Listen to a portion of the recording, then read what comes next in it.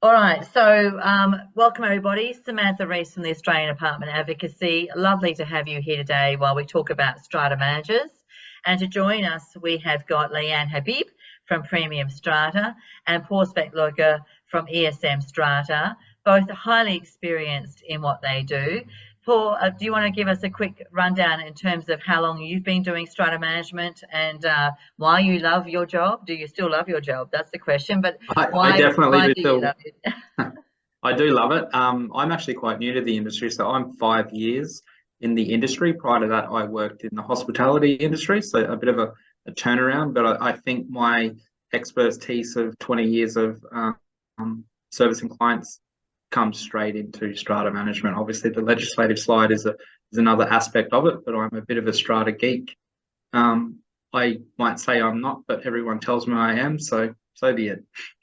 It's interesting you say that because, in fact, when we were talking with a variety of different kind of government departments and certainly QBCC, which is obviously Queensland Building Commission, they're actually not looking to recruit people who are experienced in maybe strata or inspections. They're looking to actually recruit people who are involved in hospitality or tourism or retail because they have the right kind of focus on the consumer. Do you think that's maybe the case as well? 100%. Yeah, I think you do it.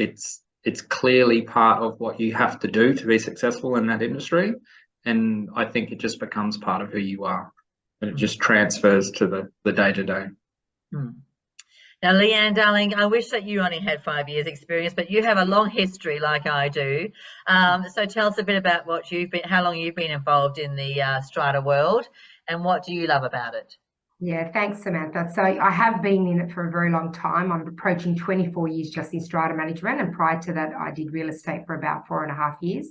So I've been in property ever since coming out of school. It is a passion, and I do believe it's got to be something you enjoy to excel in. And I think what I love about it is the challenge, and it's very diverse. There's never one day the same, and there's a lot of different moving parts, and it's got a diversity to it for where you're managing people, you're managing challenges and issues and defect management, which is a hot topic at the moment. You've got your meeting module, your financial side to it. So there's various areas, and what I love about it is the challenge. It definitely is challenging, and you really have to be built for it to enjoy it. And it's something that I love and have been doing for a very long time. That's awesome. But, you have to have the passion as you both do. And I love the fact you call yourself a strata geek. I call myself as a construction geek nowadays, Paul. And I think, that's the beauty about actually being involved in this industry is you actually get a chance to actually then do things that you love doing and in a very diverse setting, like Leanne said. So just in case our attendees aren't aware, the Australian Apartment Advocacy, we've been around since 2016. We represent those 2.5 million people and growing, shall we say, who choose to have an apartment as their home. We're all about education. We're all about advocacy. We do our research, and we certainly lobby government, and we have been very proactive. In fact, as our guests are aware, we actually met with the Minister for Fair Trading in New South Wales yesterday. And we're certainly very much watching across the country as we see some great legislative changes coming into play, which actually give consumers more empowerment than ever before, and especially the ACT. We're all about making sure that the apartment lifestyle has complete confidence. And that means no defects. That means, trying to sort out issues with the committee, trying to sort out things within the strata, which of course Leanne and Paul are highly experienced at. In terms of our values, we're trailblazers, we're tenacious, passionate, and about best practice and empowerment. And that's why Premium Strata and ESM are involved as sponsors of AAA, because that's exactly what they are in terms of their passion for the industry. Now, I thought what we would do is kind of kick off the session with a bit of a kind of look at our, sorry, I'll just go back up again, research that recently spoke to 2,000 apartment owners. And Leanne and Paul, I might get your comments on this once we've kind of talked about the research results. What's interesting is that 66% of our respondents would rate their strata managers best at performing financial responsibilities, followed by administration, 54%. But only 50% felt that their strata manager was doing well in terms of dealing with social issues in the apartment complex, and mental health is one of those elements we must touch on as well. When asked if they would change their strata manager, 27% were unsure, 42% would not, and 31% would. Now, is this the kind of thing that you typically see, Leanne and Paul, in terms of a high churn when it comes to strata managers, or are you both enjoying longevity with your apartment owners and lot owners? We experience pretty good longevity with our current. We do see a lot of movement in the industry at the moment because we had the amendments to the Act in May 2020 where they brought in rules related to the contract requirements between a strata company and strata manager. So I guess from that, there's a time frame of there was a 2-year contract or a 3-year contract. So it's almost every year there's quite a bit of movement within the industry just based on that reset that was done May 2020. But typically in ESM, we grow every year.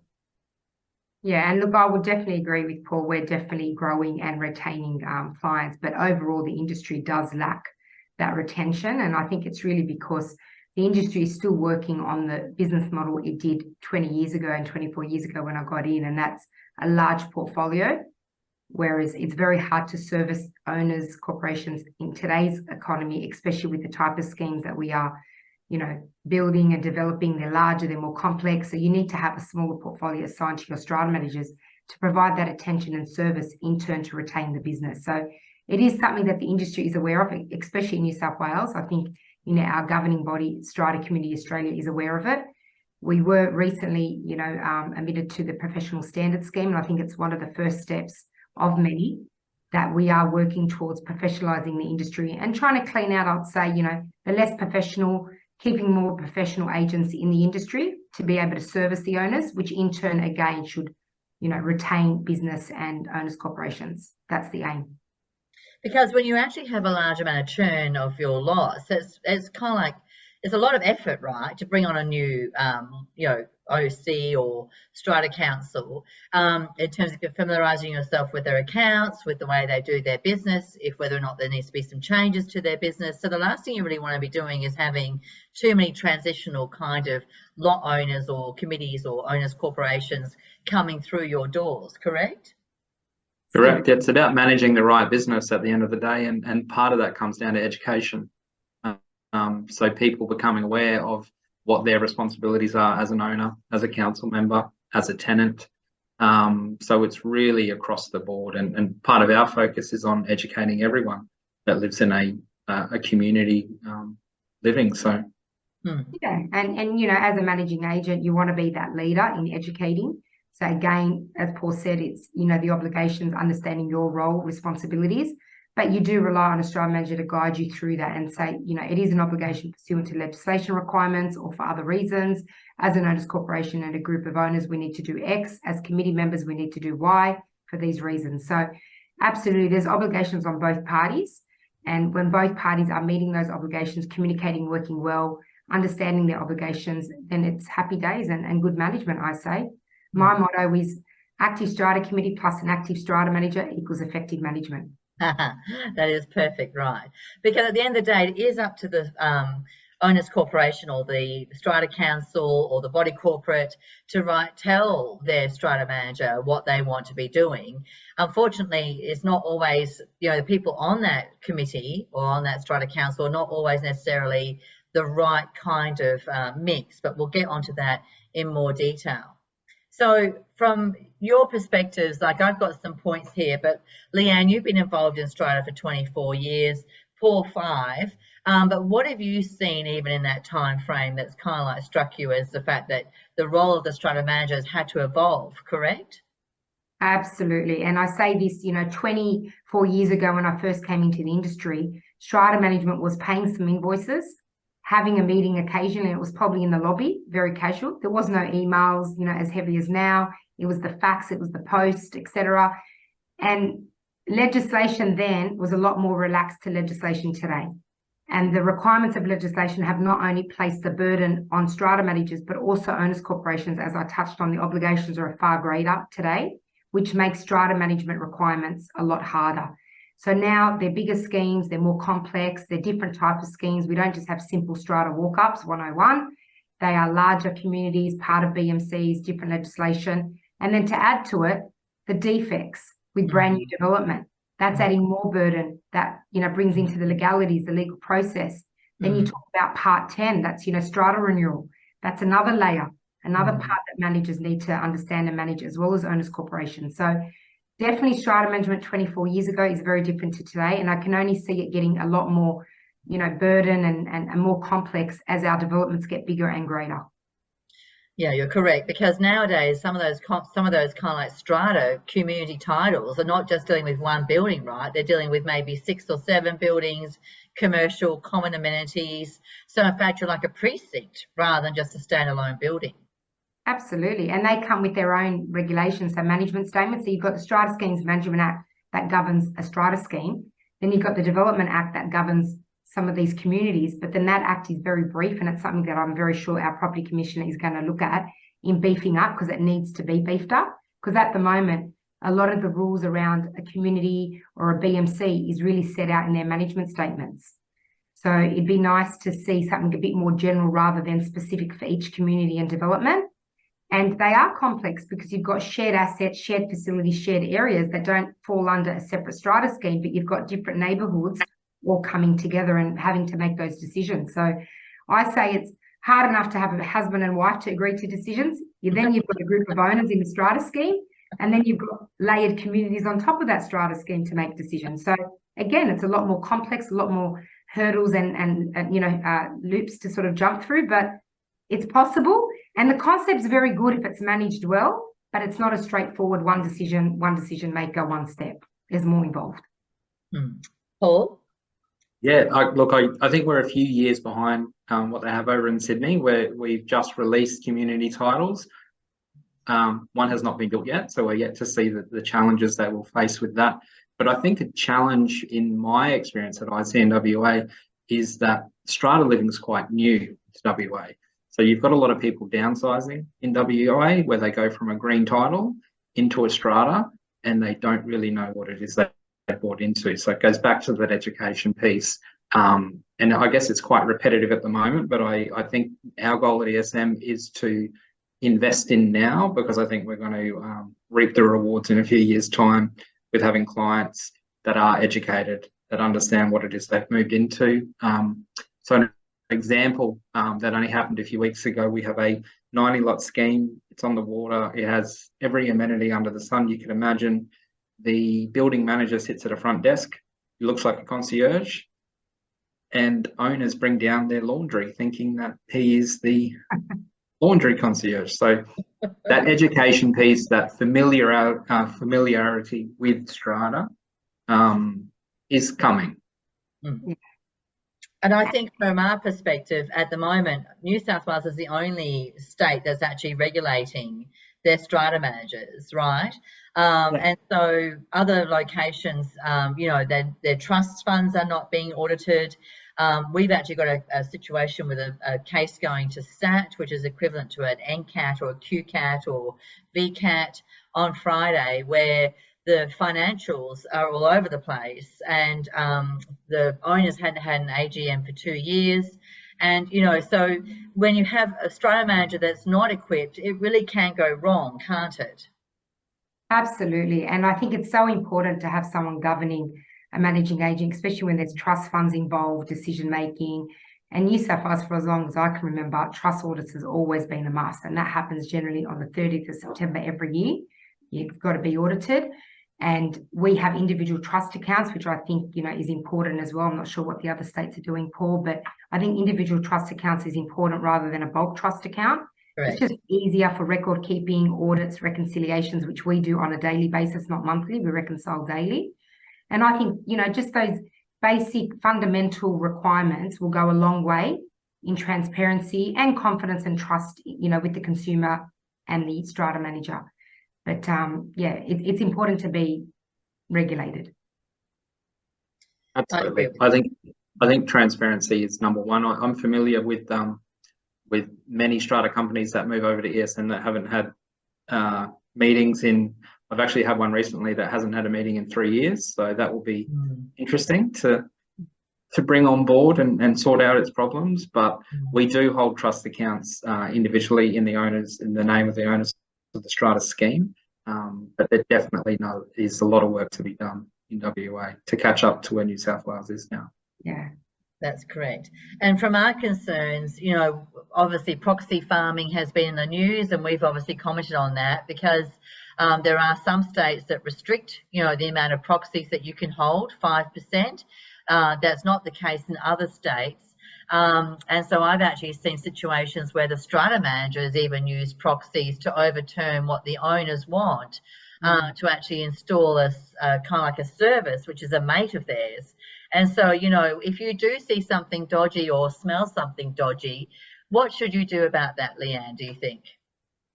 Look, I think it's very important to report it where you can in your state as the regulated authority. And I really do think that the other states need to move with times. And I say that with the utmost respect. And that is, New South Wales is being very good in that. There is a limit on proxies. Even when it comes to reappointing the managing agent, it's restricted. You can't really use a proxy for your own financial gain or benefit. New South Wales also requires a separate section in relation to the appointment of strata managing agent on a proxy.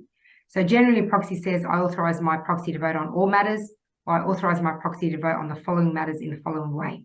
But we also have an additional section, which is section 3, that they have to give specific instructions to their proxy nominee on how they wish for them to vote in relation to a managing agent. And I think that's important because it's making the individual owner think about it and provide its instructions to its proxy nominee. But if owners feel that, managing agents are taking advantage and using proxies for their own reappointment or their own gain, or you should report it. We generally have a rule with our staff that if you do receive a proxy, you must go back to that owner and ask them to set out how they want you to vote. It's got to be in paper. We're not going to take a proxy and not be given directions. And generally, if, there is a decision, we would go with the majority, would never go against the majority. So we're working with the majority owners on what they would like. And I think that's good practice. And, if there's bad practice, I certainly encourage owners to report it.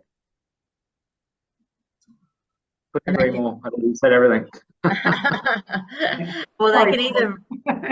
You're impartial at the end of the day as a strata manager. I don't own in the property. I mean, I got recently asked if I could be the chairperson of the strata company. I said, well, sure, you want to sign over your title over to me, because other than that, there's no reason for me to make a decision for your scheme. The strata manager is there to provide you with guidance to be compliant with the Act. So you can make those decisions knowing that you're doing the right thing. Whether it goes ahead or it doesn't go ahead, at least you know that it's been done the right way. Yeah. And certainly they can report to their government department, but also they can report to us. And obviously then we actually take it up with the individual strata manager, or we'll take it up with the government as well on their behalf, because you don't want to actually have those kinds of misconducts happening within the marketplace and not report them, right? Because you can only rectify something once you're aware. Absolutely. And it's so important that if you're leaving bad practice out there, it's only going to continue to increase and grow. I'm a big believer, what is wrong, remove, correct. So moving forward, we're going into the future of better regulated and, better practice. And it's a bit like we go back, to defects as well. Everyone's coming together, and your work, Samantha, as well, credit to you, is to clean up what isn't acceptable. Improve the standards so that we're not left with today's standards. And I'm a big believer, if you tolerate poor standards, it sends a message to everyone else that it's acceptable. I agree. So when you're wanting to actually consider your next strata manager, I've got some key points here, but I'm happy, Leanne, do you want to talk quickly about what's really important to you when you're kind of pitching for new business? What do you emphasize to people when you're looking? Absolutely. Look, for me, I always say there's a badge, but understand who's behind the badge. Okay. Yeah. Meet with the management team as well as your nominated strata manager to understand if their concept of management is going to be a good fit for you. Is their way of doing things what you need and what you require and what you expect? And for me, it's important not just to make decisions on price, but understand the pricing model, because there's so many different pricing models, especially in New South Wales. There's a lot of people that come in at a base fee that are called a starting price versus an end price, which provides an all-inclusive fixed fee. But you also don't just want your managing agent to be a postbox. They're not there just to do the paperwork. You want to at least invest in a managing agent that as a minimum is going to be a leader. And what I mean by leader is not acting like the expert or being the lawyer or the builder in any way or engineer, but as a minimum, they should guide you and say, in a circumstances like this or in a situation such as this, we need an engineer for these reasons. They need to arm you with the information so you're well informed to make a decision. So for me, choosing a managing agent's got to come back down to knowledge, their leadership skills, communication skills, because you can get a lot of managers that I call, great at their job, but do they know how to assist above stock standard matters, above paying invoices, above calling meetings and managing meetings? How well are they dealing with conflict? How well are they dealing with difficult owners? Or how good are they in guiding you through, non-standard repairs and issues, defects, legalities, legal issues? And again, not being the lawyer, but guiding you on how do we get from A to B? Do we need the lawyer? Do we need the builder? And let's do A. How do we plan for the budgets, the financial sides? So for me, I would invest in someone that has the right skills. And that definitely for me is leadership, communication, good time management, and can just do more than a stock set and administration work. I agree with you, because so often, I actually attend AGMs with a proxy, and the lot owners say to me, "Oh, the Strata manager didn't action anything that we raised at the last AGM," and I say to them, "Well, how many times have you communicated with the Strata manager in the last 12 months since the last AGM?" And they say, "None." And I say, well, if you don't communicate with your Strata manager to see where they're at with what they're meant to be doing for you, or you don't give them clear instructions on what you want them to do, then how can you expect them to actually then perform? So it comes down to the instruction, right? It comes down to how equipped are the committee or the Strata council to give direction to the Strata manager. Would you say that, Paul, too? 100%. I think it comes down to two types of management: reactive or proactive management. I think a lot of managers work on a reactive basis, and I think that can come down to the size of the portfolio and just the workload that sits on them. So at ESM, our process is to build, or we've built a assistance model. So the Strata managers are dealing and creating a relationship with the council of owners so that they can have those proactive relationships. They understand the property, they understand what these people do on a daily basis. So when they send an email, they kind of have a gist of, well, what's happening with that person? So can I pre-answer the questions that they might come back with, because I know what it is that they generally like to ask. So it's just about having more of a connection rather than just processing, but actually being a manager, thinking about what it is that Strata company needs, obviously keeping them aligned with the Strata Titles Act. But yeah, it's just that proactive aspect. I think that's key to success for any Strata company. Yeah, and just to add, sorry, Samantha, just to add to that, it is a partnership. So the Strata managing agent is partnering with the Strata committee and the owners. The role of the owners and Strata committee is to make the decisions, and the role of the Strata managing agent is to execute those decisions. So that's why, going back to your point, Samantha, about communication, that's essential, because any successful project, event, anything you do is only backed by good communication. So the left hand and the right hand have to correspond very closely to ensure effective management. And for me, it is a strong partnership that will determine the outcome at the end of the day. And from our perspective, some schemes are very simple, right? They don't necessarily need to have a Strata manager. And in Victoria, for example, if you have 10 lots or less, you don't need a Strata manager. And if you've just got, a small complex and a common driveway, then you may be wanting to be self-managed. But with those kinds of days, of those kinds of complexes are certainly becoming very much in the past as we move forward. And we've got, 80-story apartment buildings. We have a mix of short-term staying as well as owner-occupiers.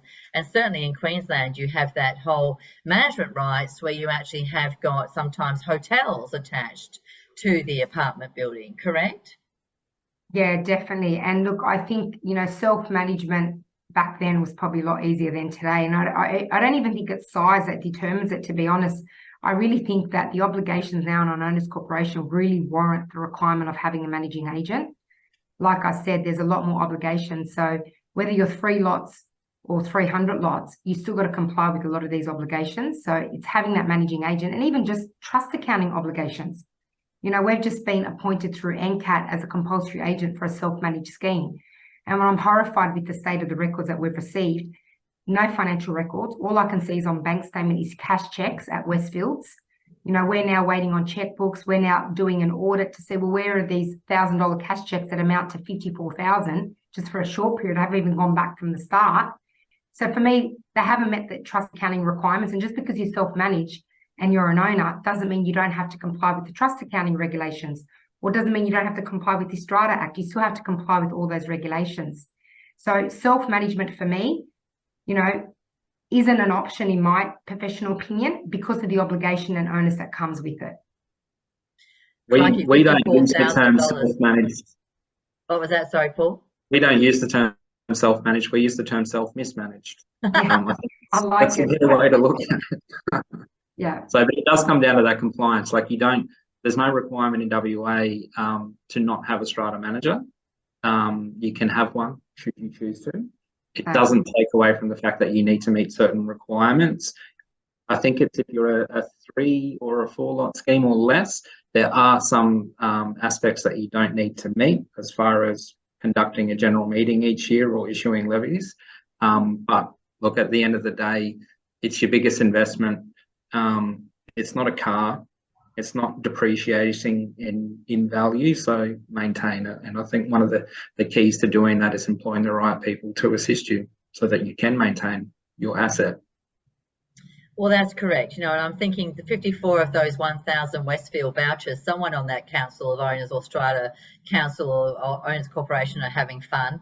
But at the end of the day, like, and you're correct, Paul, this is an asset that you're owning, right? So if it's a 50 million build or a 70 million build or a 100 million build, that means it comes with financial requirements very much similar to a small business, correct?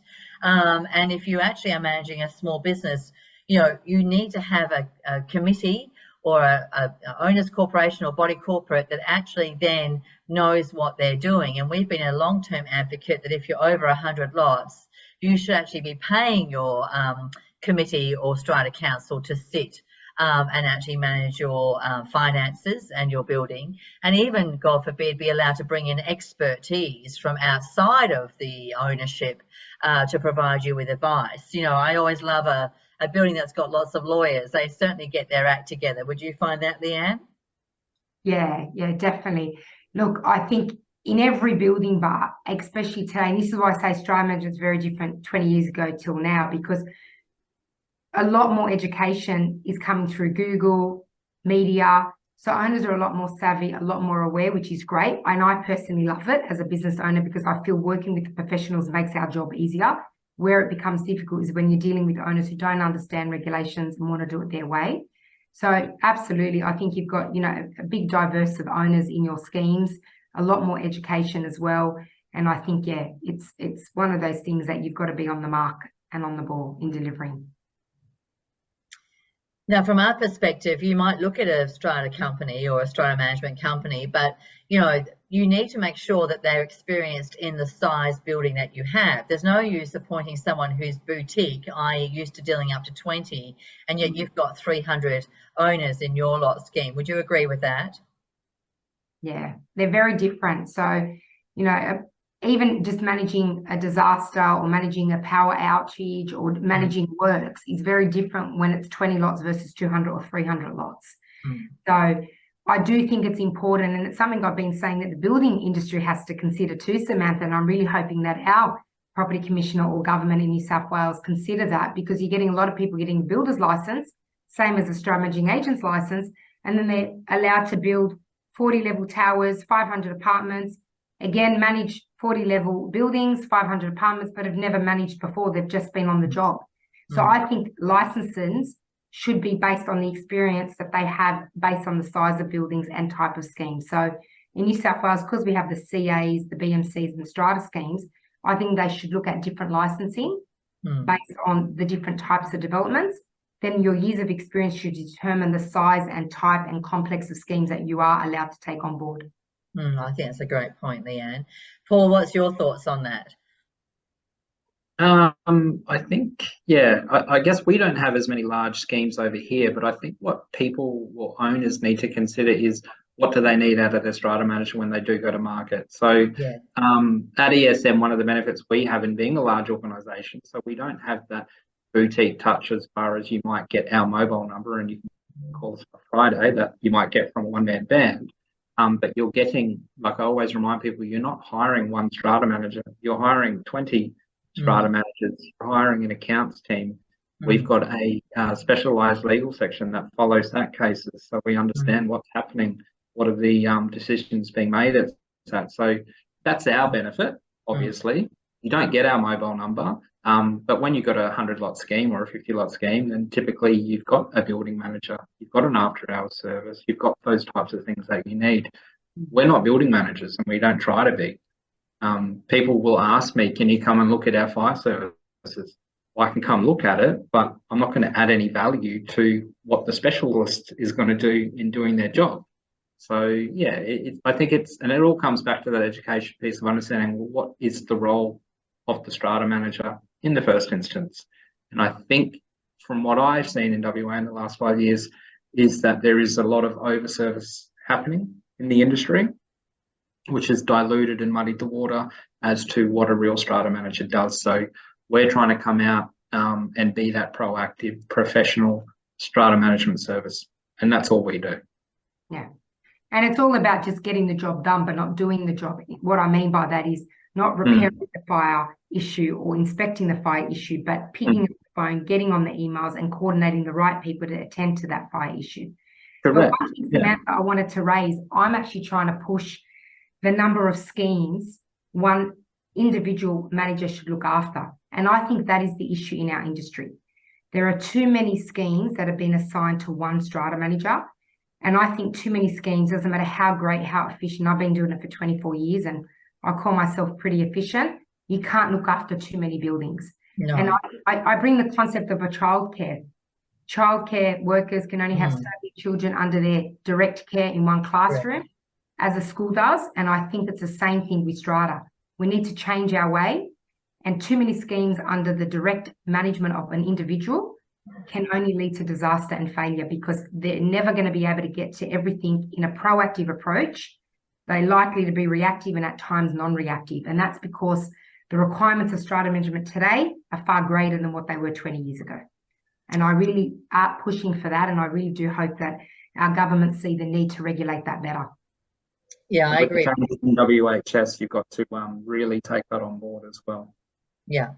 Well, I know Leanne obviously restricts her portfolio to 30 buildings per staff member, and I think that really is best practice. But of course, that does mean that there's a cost associated with that. Now, you know, a lot of lot owners or OCs or strata councils will actually appoint a strata manager based on price, you know, a dirt cheap price, you might call it a Kmart price, and yet they're wanting a Gucci service. Are you finding that's an issue happening in the industry? Absolutely. It's a hot topic at the moment. And look, I'm horrified at some of the pricing that some competitors are putting out there because it's the pricing when I entered the industry 24 years ago. Yeah. Some are charging $80 per lot per annum. And then I say to all these owners and consumers, would you do all this work for $80 per lot per annum? No. And if you did, you're going to do very minimal, which means they're making a profit because they're banking the money and giving very little in return. We want professionalism.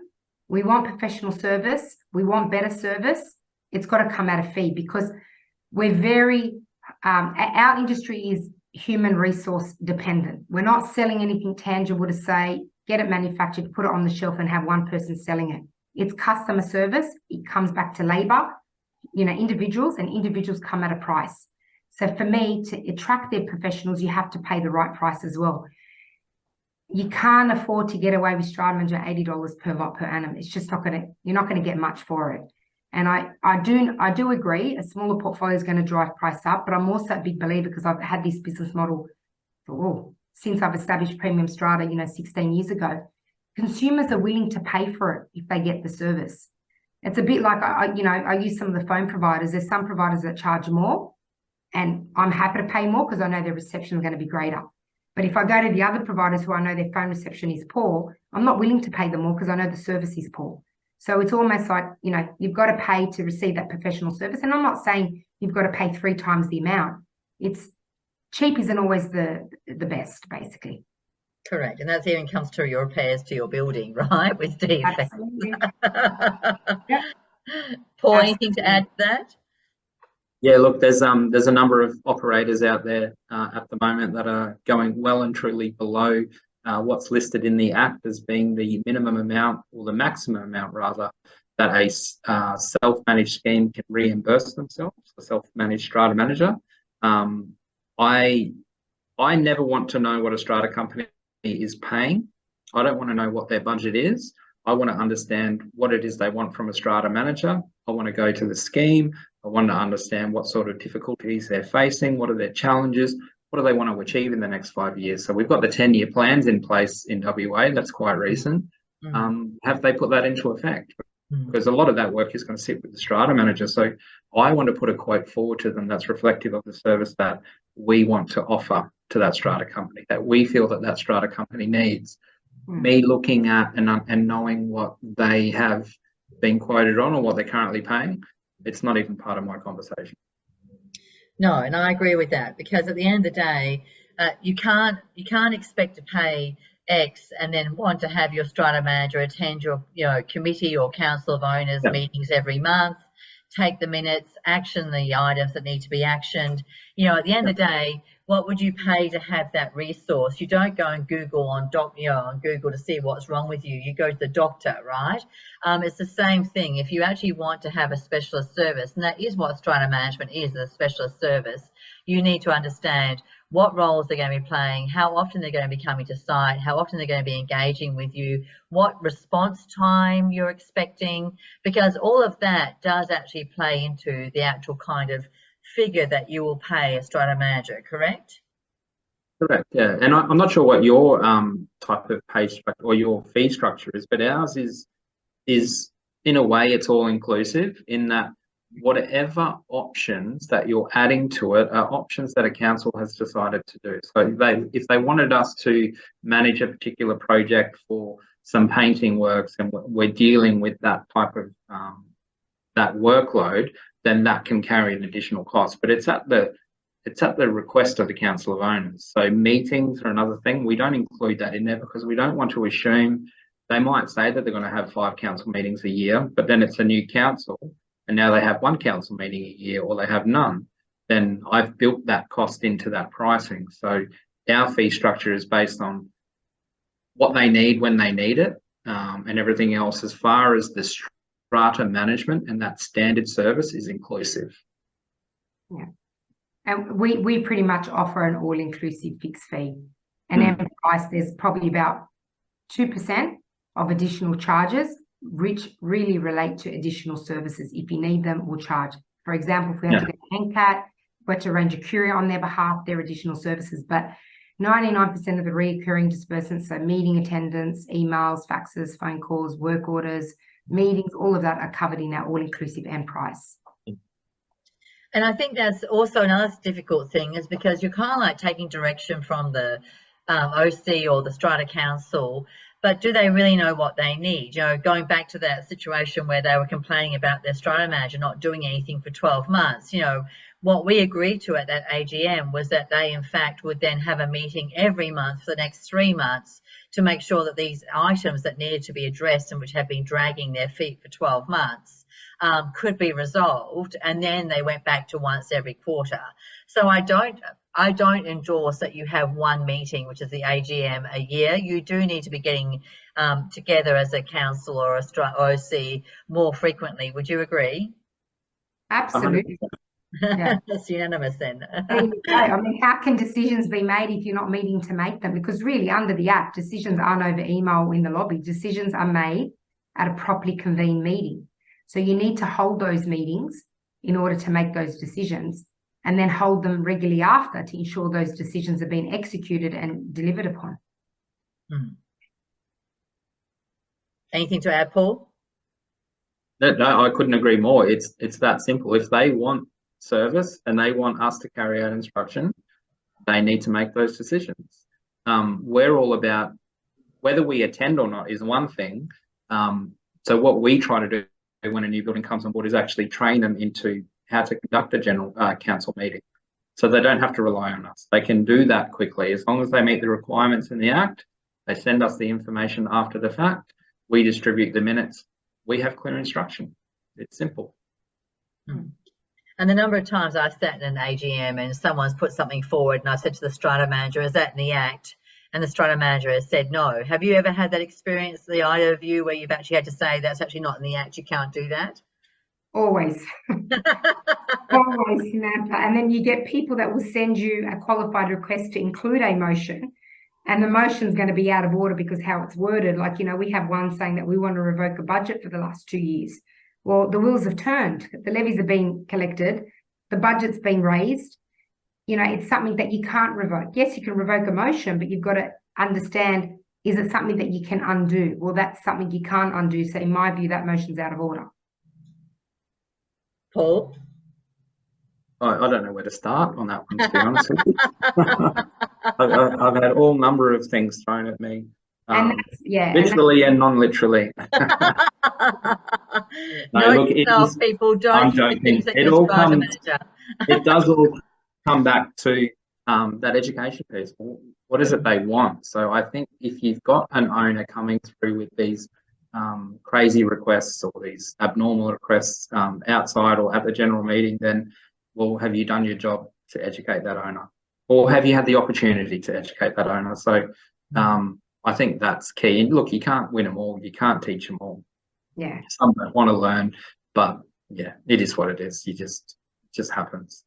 And that's why I encourage owners to lean on your strata managing agent more than less. Have them present at more meetings than less meetings, because even though, you are getting the education on, holding meetings, there's going to be questions that will come about from motions, discussions. And if you're not familiar with the legislation or even just everyday experience in repairs and maintenance, tender processes, conflict resolution, it's going to be very difficult to make a decision or make the right decision. You're better off making better decisions by being well informed by your managing agent. So I would strongly encourage that you conduct more meetings with your managing agent. I had a council meeting last night for a new scheme to ESM. The council have never seen an invoice for 3 years. That's scary. Yeah. So, I mean, from our perspective, that's a full rebuild of a strata company. Yeah. As far as the education piece, the communication protocol, the processes that have to be put in place, there's a lot of work in that.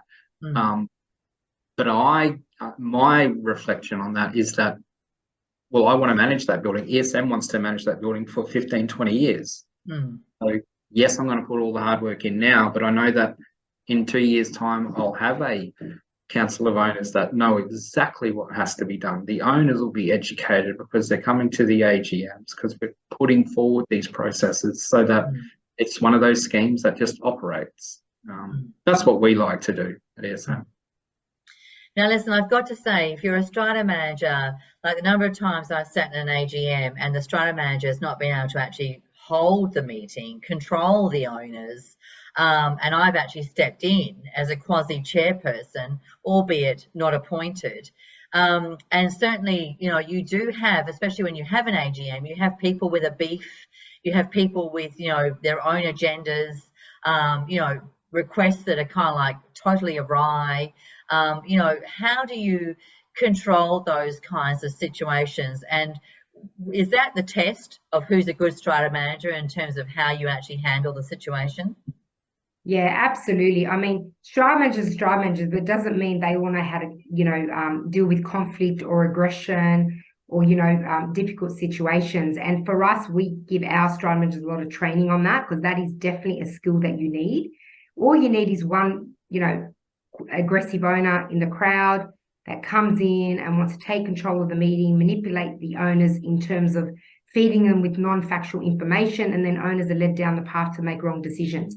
Our approach is to be very strong. It's very important when you chair a meeting, and whether it's your managing agent or you as individual owners, as an elected office bearer, you control the meeting. Everyone has a voice, yes. How you deliver what your position is key. If you're going to deliver aggressively, it needs to be stopped, shouldn't be tolerated. If you're going to, deliver it by being bullied to other owners and shutting them down from talking, then the chairperson needs to stop that.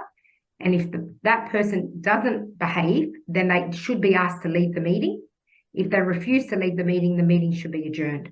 But a very strong stance needs to be taken at those meetings. And I can say our meetings are extremely well conducted. We keep control of it. We have a very thorough registration process. We have housekeeping rules that we announce at the beginning of the meeting. We advise how people are voting. We hand out ballot papers that are color-coded. We give bulk voting cards. So if someone comes in with 20 votes or 30 votes, they have a bulk voting card. And some people come in twos, but they don't necessarily have 2 votes. So we ensure if you don't have a colored ballot paper or a bulk voting card, your vote doesn't get counted. So it's very important when you're chairing it, you have control of the room, you know who's voting, who's eligible to vote, and you don't tolerate any bad behavior, mannerism, or, attitude at the meeting. I think it's very, very important to keep that control. I agree. Yeah, it's setting that standard right from the beginning. And that begins when they receive the notice and agenda. So they know in that notice and agenda, well, what are we here to discuss? Because essentially that's what the intent of the meeting is. You're there to make decisions. In some instances, it can be a forum for conversation in a smaller scheme because it's a 5-lot scheme and they like to have a chit chat. And that's what they do every year. But when it's a 50-lot scheme and there's a lot at stake, it is about operating that meeting and keeping it to that agenda. Yeah. And you're never going to get everybody 100% in agreement. So I say have your opinion, but don't bully others to agree with you. It's a democracy. It's political. It comes back down to a vote. Yeah. Sometimes you win some you'll lose some. It's community living, say. And I have attended AGMs, where the owners have wanted to actually, for example, install a fob system for the elevator, and yet they've got a leaking car park, right, which is offsetting the fire brigade system to the point where they've actually turned the fire alert system off because it's costing them too much for the fire brigade to come out. Now, as an independent, I'm quite able to stand there and say to them, are you crazy? What do you think you're doing? Don't worry about the fob system. You should be focusing your money on the repairs to your concrete cancer, and hence also then ensuring that you actually have a fire system that works. But as a strata manager, that's very hard for you guys, right? Because you're taking direction from the strata council. Me, I just come in all guns blazing saying, why are you doing that? How do you manage that kind of, situation? I'll go straight to the insurance risk that's sitting on a scheme that doesn't have a fire panel that works. Yeah. We need to notify the insurer first off. Yeah. We've got a responsibility. So what do you want us to call the insurers and say, sorry guys, there's no fire detection system in this building, but we've got a really great fob system that allows you to use the lift. I'm pretty sure the insurer is going to look at their risk and go, okay, well, this is your premium this year, or we're not going to insure you. So that's where the strata manager needs to come in place and tell people, look, at the end of the day, it is their decision. Yeah. And by all means, if that's what the council want to put forward to people, but the strata manager needs to make sure all the owners are aware of what risk it is that they're taking when they are making those decisions. Yeah. And you hit it on the head, Paul. Absolutely. Again, it comes back down to the education, Samantha. Managing agent's role is to say your obligation under the Act is to repair, maintain common property. I always say it's not a choice, it's an obligation. Yeah. I never ask our owners happy to support it because we're never happy, but we need to do it. Yeah. And for me, it's understanding that if you make a decision against your obligation, what are the consequences? What would come out of it if you haven't fixed the concrete cancer or the leak in the car park? You're going to have issues with insurance, as Paul has touched on. You're going to have compensation claims where owners can sue for losses or damages. And in New South Wales, it's very strict on your obligations under Section 106 of the Act, where you have a duty and obligation to repair, maintain common property. The minute you breach that, then they're entitled to compensation and damages. I agree. And I think that's especially in New South Wales because there is a legal obligation, right? Where if they're aware of defects, they have to fix them. And I was sitting in an AGM virtually with 200 owners who were saying, we don't want to take that sum that we've been offered by the developer. We want to kind of like push for more. We want to go to Supreme Court, you know, and I said to them, you're going to be doing this for 2 more years, paying 2 more years worth of legal fees. The night before you go to Supreme Court, you know, they can close that ABN. That means you have nothing in your hand. You must take that money they're offering. And I know that you have to actually raise, in this instance, a $5.5 million strata loan to pay the rest of your defects. And I know it's not right. And I know it's not fair. And I know if I could wave my magic wand, I would take it away. But it has to be done, right? So you both are facing apartment lot owners who actually have been left with a terrible legacy, and yet inaction is not appropriate, correct? Absolutely. But in New South Wales, there is an exemption under the Act that if you're pursuing defects, you know, under legal proceedings, then your obligation is almost placed on hold. And which came in for that very reason, Samantha, because you had a lot of owners corporations that were basically had a breach in common property, but it was only because of a defect. How do you sort of fix a defect when the Home Building Act requires the builder to have first right to come back and rectify it, and then your obligation under the Strata Schemes and Management Act requires you to repair common property? So it's the ongoing issue where legislations don't align themselves. And the issue here was the Strata Act didn't align with the Home Building Act in terms of warranty obligations versus repairing and maintaining common property. So New South Wales some time ago have made changes to the legislation where an owners corporation can't be sued if they are pursuing failure in common property under a warranty, which I think is great. Doesn't mean they can't sue for, you know, other means for nuisance and things like that, but at least that's very black and white in the legislation for New South Wales. I agree. At least you have that support in New South Wales. Yeah, absolutely. But it doesn't mean that you don't take preventive measures to mitigate loss. So for us who have, you know, schemes who have mushrooms growing or mold growing and subject to water penetration, I always say to owners corporation, we need to take steps to mitigate the loss. We need to remove the mold. We need to, you know, clean carpets, you know, renew some carpets in the interim. And all we do is just add it to an out-of-pocket register. So when we do come down to sit down with the builder or we go to course of the defects, we say, okay, that's great. The defect rectification is X. My out-of-pocket costs are Y. It's made up of X for cleaning, temporary measures, Y dollars for legals, or X dollars for experts. So we always put it on an out-of-pocket register, and I think it's a tip that I would give to, you know, owners who are listening and other managers. Just because you have a defects claim doesn't mean we sit back. Yes, we have a claim on foot, but we need to take temporary interim measures in the meantime to ensure that these lot owners can occupy their space in a safe and healthy manner. Perfectly said. Paul? I think that's amazing. Yeah, that's you couldn't do it any other way. You have to allow people to enjoy the common property, to enjoy the use of their lot. They've purchased it. So you've got to assist with that. So if it's a strata company matter to repair, then make the repairs. I agree. And we all know that if you delay defect costs in terms of repairs for defects, they only escalate, right? 10% per annum, that's what we work on. So at the end of the day, you may not be happy about what you've got in your lot, but to actually neglect it is not even an option anymore. So, and engage a specialist. Engage specialists, that's right. Just because you have an engineer who's actually sitting on the Council of Owners does not mean they understand apartments, right? Oh, yeah, absolutely, because they've got to be an engineer in that specialised area. Building engineer, my darling, not a mining engineer. So before we wrap up today's session, what's the one tip that you would give to a strata council or an owners corporation or body corporate who are looking to appoint a new strata manager? What would be your tip for them to look out for? My tip would be really hone in on the detail and concept of their management.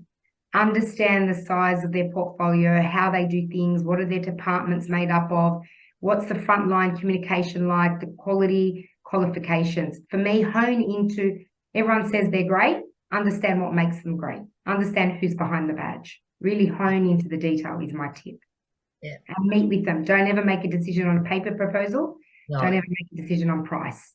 Make a decision on their concept of delivery, expertise and knowledge. Perfect. Paul? Yeah, look, I don't approach the onboarding or the bringing on of new business as a sell. I don't profess to sell anything. I just go and talk about what our service offering is. I like to bring clients into the office. I like to give clients with references so they can call people who are with us, other council members, and they can talk to them, or go to buildings that we manage. We also put forward a portfolio snapshot, and we try to customize it so that it's, because it's not always a 100-lot scheme. Sometimes it is a 10-lot scheme that's a step up, or it's a survey strata that's 200 lots where it's, essentially, 3 kilometres of driveway. So it's about comparing, well, this is what we manage here, and this is the experience they have versus another type of building. So it's a lot of work, but for me, it's not a sell. I think that's the key. It's just talking about what our offering is so they understand who it is they're engaging, employing to assist managing their scheme. Correct. And both of you do an awesome job. I know I've been in meetings, and I've been very impressed with the way that you conduct your business, the way that you are respectful to your lot owners, the way you educate your lot owners. And I think, Leanne said it totally perfectly. It is a relationship, right? It's like, your banker, your doctor, your dentist. You have to trust your strata manager, and if they're going to do a root canal on you, you need to know that they're going to look after you at the same time, right? And that is more so in an apartment building because it's multiplied by the number of lot owners that actually are within the building. So you have to make the choice that's best for the business, best for the building, not necessarily that you actually personally like them, correct? It is a business you're running at the end of the day. You hit it on the head there. You are making a business decision. You are an office bearer. Correct. Those decisions come back on you at the end of the day in some way, shape or form. So make sure you make an informed decision. Yeah, Correct. and in New South Wales, you have an obligation as a committee member to make decisions and act in the best interest of the owners corporation, not for your own or any others. So it is important that your decisions are made strictly on the basis that they are in the best interest for all owners, not because you are getting on with the strata manager or getting on with another tradesperson, etc. It's very important that you stay, on task when providing instructions and making decisions. Perfect. Well, guys, I think it's been a really informative session. I really have enjoyed this dialogue today. We've got some other events coming up. Let's talk waterproofing. That's a very topical conversation. We could have another hour between the three of us talking about that. Renovating and updating your apartment, plumbing in apartments and common issues.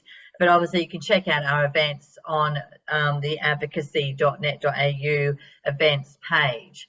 Obviously we can't do this without the sponsors that we have, and obviously Premium Strata and ESM are sponsors of ours, but that's because of what they do and the fact that they are heavily aligned with our business, and we certainly appreciate their support in actually allowing us to continue to do these kinds of events, plus the apartment awards and the think tanks that we obviously have been rolling out as well. So just before we kind of finish up, if you have any questions, please pop them in the chat button. I had someone just say, oh my goodness, this kind of reminds me of a meeting I recently had where they were talking about mural art. And yet we had a major issue within the building. It's very easy to look at the small stuff and just fix the small stuff. The hard stuff sometimes can actually make people kind of become paralyzed. Would you agree with that, guys? Yeah, they put it in the too hard basket. Yeah. I think, well, let's do that next year. And especially if it's a big ticket item, no one ever wants to spend the money. I mean, including us, we never want to spend money if we don't need to. But sometimes, as I said earlier, it's not a choice, it's an obligation. You need to do it. And if you put it in the hard basket, what happens to it when it becomes in the hard basket? It becomes bigger. Becomes a bigger issue. And it becomes harder. Today's issue is going to be very minor to what will be, tomorrow's issue. And if the longer you leave it, the more it'll cost and the bigger the issue becomes. You're absolutely correct, Leanne. All right. Well, thank you, Leanne. Thank you, Paul, for your time today. It's been a really great chat. Obviously, we record the session, so we'll be sending that out to our database, plus also the people who registered for today's event. Any last words of wisdom before we close up? No, thank you. The only thing, you go. Sorry, Leanne. No, go for it, Paul. I was just going to say, when you are going out to tender, don't go to 1, go to 3, go to 4. Yes. And try to compare apples for apples. So every offering will be different. So ask the questions. If the offerings look different, ask the strata managers. If they really want your business, they're going to give you the answers. If they don't, they won't give you the answers. So that's going to help you narrow down that search. That would be my advice. Yeah, and it's very good advice, Paul, which is why I go back to what I said, meet who's behind the badge, because it allows you to understand, but also having, more than one, you need it. You've got no one to benchmark then. You need more than one proposal to have a benchmark. And I think, a minimum 3 to 4 is wise. Me too. That's our recommendations too. Thank you, Nadine, for your positive comments about the session. Thank you both, Leanne and Paul, for joining me this afternoon. And I certainly appreciate your time and your wisdom today. Pleasure. Thanks for having us. Thanks, Paul. Thanks, Samantha. And thanks to all the listeners. Thanks, guys. All right. Well, great afternoon session. We'll be seeing this out to you all soon. Thanks again, both Leanne and Paul. Bye. Bye. Yeah.